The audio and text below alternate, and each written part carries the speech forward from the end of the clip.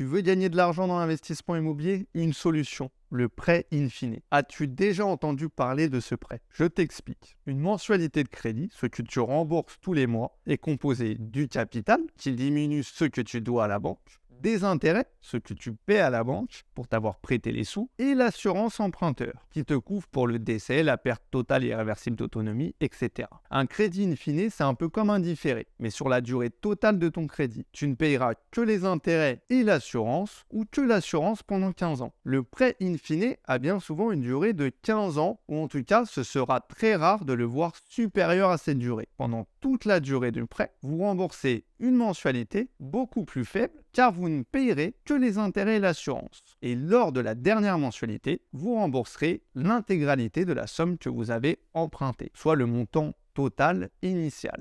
L'avantage, votre mensualité sera moins importante. Vous allez pouvoir vous dégager beaucoup plus de cash flow et surtout vous constituer une épargne et une trésorerie très importante qui vous permettra de repartir très rapidement sur de nouveaux projets. Un des autres avantages que vous allez avoir est que le taux va être plus important. Vous vous dites, mais il est fou!